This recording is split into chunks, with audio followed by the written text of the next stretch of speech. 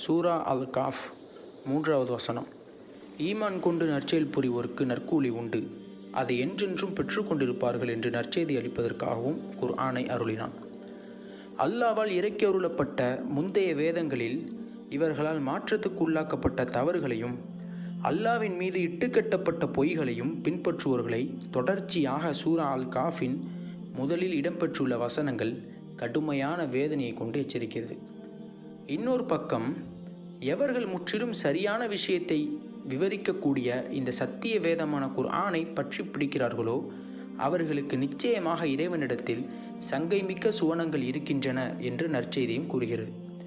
இந்த குர்ஆன் முற்றிலும் சரியான முறையில் நம்மை வழிநடத்தக்கூடியதாக அமைந்துள்ளது. அதிலும் குறிப்பாக சூரா அல் காஃப் முந்தைய வேதங்களில் உள்ள வேதபூர்வ குற்றங்கள் மூலமாக ஏற்படும் தீமைகளை எவ்வாறு எதிர்கொள்வது என்று மூமின்களுக்கு வழிகாட்டுகிறது. இறை தூதர் ஸல்லல்லாஹு அலைஹி வஸல்லம் அவர்கள் கூறினார்கள், சூரா அல் காஃபின் முதல் 10 வசனங்கள் தஜ்ஜாலின் சூழ்ச்சிகளை விட்டு பாதுகாப்பளிக்கும் என்றார்கள். இதை வைத்து பார்த்தோமேயானால் சூரா அல் காஃபில் அமைந்திருக்கும் முதல் வசனங்கள் 2 உட்குறிப்புகளை கொண்டுள்ளது. அதில் முதலாவதாக தஜ்ஜாலை பற்றிய எச்சரிக்கை அமைந்துள்ளது. அல்லாவால் இறக்கி அருளப்பட்ட முந்தைய வேதங்களில் மாற்றப்பட்ட விஷயங்களை வைத்துதான் தஜ்ஜால் மனித குலத்தை பெரிதளவு தாக்கி எம்மை மிக பெரும் சோதனைக்குள்ளாக்குவான் என்று தெரிகிறது.